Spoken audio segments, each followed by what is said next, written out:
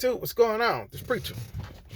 So, how long are some of y'all gonna sit out here and wait on that 350 plus mile load? How long? If you're gonna sit out here and keep waiting on that $3.50 mile load, go ahead and give up. Get out the game. Cause that means you can't manage your business. Yeah, I said it. Argue at me in the comments. Go ahead. I said it. If you need $3.50 a mile to run your trucking company, you can't manage your business. That means your overhead is too high. That's what that means. Your overhead is too high. Your home expenses is too high. Okay? And then what you gonna do? You might as well go back company driver. That's what other people say too, right? Okay, well, if you go back company driver, well, guess what? You still ain't making the kind of money that you're trying to make on your own truck, right? You still not making that money, right? You're not. You want to go company driver, but you want to make over $2,000 a week with no responsibilities at all. You just want to just drive, steer wheel hold, just bump the dock, make all your money. It's not happening. Y'all see, the market is changing. The trucking industry is changing. A lot of things is changing. Only thing that we can do is try to manage the best way we can. Okay, try to save wherever is that we can save. Try to downsize whatever we can downsize. I mean, that's the only thing that you really can do. Part of managing a business is manage. Okay, you have to manage your business. It's no more easy to go out and book these loads and get $3.50, $3.83, $4.10, $4.20 a mile. It's not there no more. No matter how much we keep arguing and complaining about it, no matter how much we keep doing all that particular stuff, it is what it is. We can't change what the brokers and stuff are offering. Only time you can change if you go out and get direct freight yourself. But if you won't have to depend on brokers, you can cry and complain all you want to. It's not. Even remember under Trump when they did the trucker stuff and they went up to the White House to complain about the brokers and the rates and everything that the brokers was doing. What good did it do? Okay, for each presidency that's out there, right? We always blame that president for what's going on in the trucking industry, right? Not to say that they don't have nothing to do with it, okay? I think the policies and more stuff that they can do, the people who they put in charge to run those particular sectors and things like that, president have a lot of things to do with it. It really do, okay? Their policies can be garbage, all right? They can be effective y'all got to realize too, it's possible to be effective in one area and not effective in the other area. You can be great in one area and bad in another area. Okay. And if the area that you bad in affects a lot of people, that's all they're gonna cry and to complain about, because it affecting them in that one particular area. Okay, that's why I say, hey man, listen, you got to do more than just, elect your presidents. You got to elect your senators. You got to elect your representatives. You got to elect people who's going to get some stuff done. You really do. You got to elect people who's going to get some stuff done and who's going to listen to you and really go to bat and fight for you. And then after that, you got to reevaluate yourself, because you can cry and complain for years. But how's that helping your situation right now? How's that helping you and your family needs right now? The thing is, only you can help yourself right now. You can't wait on a politician to do it. You can't wait on a senator, a congressman, or a president to do it. You gonna have to do it. We can have all these forums and talk about it and grieve from our problems that we have. Do all the grieving that you want to do in these forums, and get on with other people who think like you, so they could be your cheerleader when you crying and you complaining.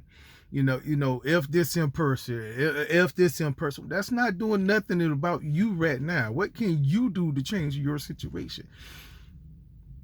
You remember, every time you point your finger at somebody, look how many fingers you got pointing back at you. Okay? One finger pointing towards somebody and 3 fingers pointing right back at you. So you pointing your finger at somebody, right? But you got 3 fingers pointing right back at you. So what can you do to fix the situation? You know prices wasn't gonna last. Like, everybody who's been out here when these prices was sky high was telling you, hey, it's not gonna last. Stack your money, save your money. It's not gonna last. Don't go out here and start getting all this stuff at the high prices, because it's not gonna last. Everybody tell you it's not gonna last, and then when it don't last, now you're crying because it don't last. No, you make things happen. You make it work. Listen, I'm in Iowa right now. All right, I'm in Iowa, finna head to North Dakota. After that, I'm heading from North Dakota up to Minnesota, and then from Minnesota, I'm going to Buffalo, New York. That's going to complete my week coming out of Florida on this particular Monday. So my week would be complete in Buffalo. So I did like a little circle, right? Now, coming out of Florida and doing that little circle is going to put me at $8,000 for the week. Last week, when I came home, I was all up in the Indiana, Ohio market. When I came back home to Florida, I was at $9,300 for the week. And then I basically did a 34-hour reset. I delivered my load. I got home Saturday night, did a 34-hour reset, delivered my load Monday morning, got a load Monday morning, coming right back on out again. All right. So because coming out of Florida don't pay that much, I didn't make that much money on Monday. So that's why I'm only going to end up with about $8,000 until I get back into the market that I'm in. But still, to make over $8,000 for the week, it's pretty good. And that's under 3,100 miles for the week. It could be done, but you got to make the sacrifices. All right, I got a truck payment now. Since I got a truck payment now, I got to run. I got to run. I can't be sitting around and waiting and pointing fingers and be like, well, I'm not going to move my truck if I can't get nothing for $3 a mile. It ain't worth it. Yeah, it is worth it. It's worth it because I got bills. I got house payment. You know what I'm saying? I don't have no vehicle payment. I own my vehicles, stuff like that. But, but they getting fixed. They have to get fixed. I got 2 boys graduating. They need all their stuff for seniors, cap and gowns, pictures, rings, senior trips. I got stuff I got to do, so I got to work. Okay? You listen to somebody else that's talking about they gonna park their truck. You don't know nothing about their family life. They may not even have no kids, but here you is sitting with kids in a house bill. They may got rent. They may got roommates that share the part of their rent. Here you got a whole mortgage payment by yourself. You know what I'm saying? You don't know their situation. So don't be sitting out here listening to these people telling you, hey, don't take this, don't take this for this. Well, your situation is not their situation. For them, let them do it. Okay? Because how many people put money on your Cash App or put money in your Zelle account? How many of them do that? So they tell you not to do it. Okay, it's a difference between doing it one time to get you to an area, to get you where you need to go,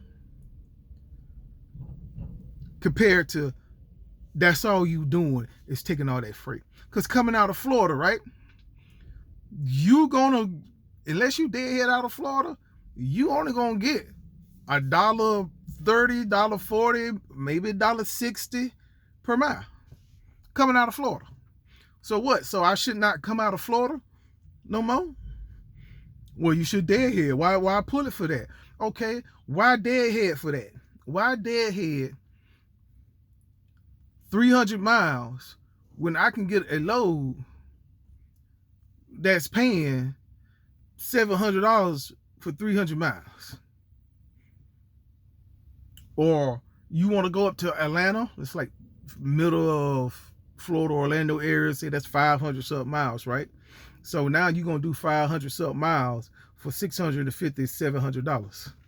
Well, why do that? Well, let me tell you why I do that. I do that so I'm not finna pay $300 in fuel. So for me to pay $650, get paid $650 to dead up there, especially getting a light load going up there. For instance, my load only weighed 6,500 pounds.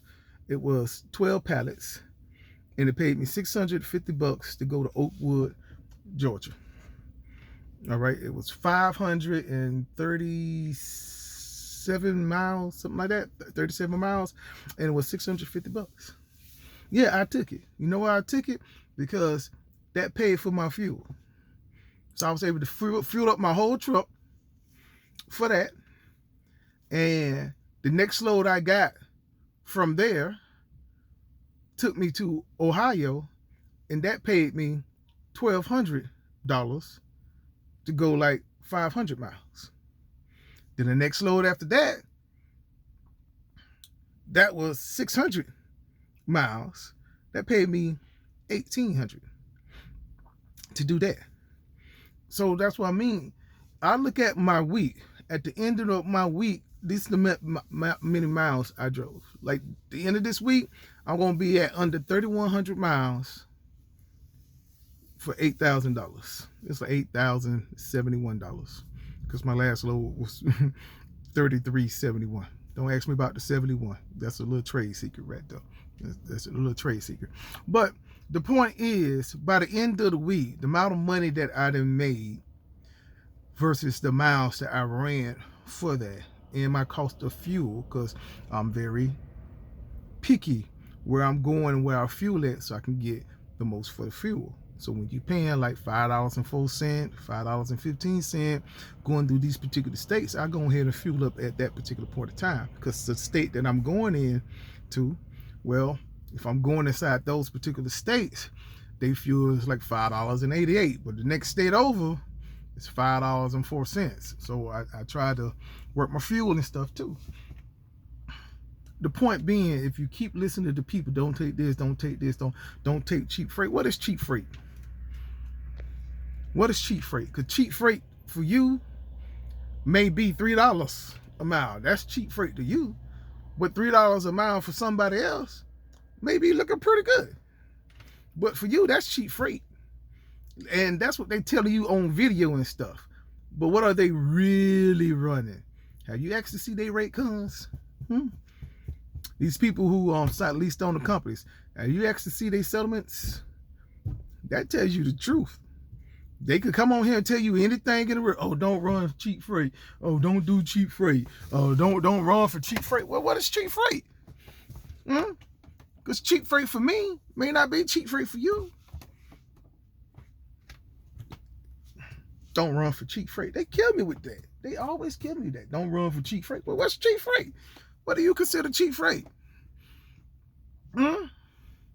What do you consider cheap freight? Because you could consider, like I said, $3 a mile could be cheap for you. That could be real cheap for you. And y'all got to remember, everybody running area is not your running area. So some areas pay better. Like I'm up in Ohio, Indiana, going to Michigan. I'm just going back and forth those areas. Then I sneak inside of Kentucky. I sneak inside of Iowa, stuff like that. But those rates per mile is a lot more than the rates per mile in my normal running area where I run it. All right, so now if you up here and you used to the $2.89, $3 a mile, $3.10 a mile, that's what you used to. Now you go to another area and now they down to $2.60 a mile. You like, man, that's cheap freight. I ain't trying to take that for no $2.60. You going crazy. No, okay, go ahead. Don't take it. Don't take it. See how long you gonna be in business.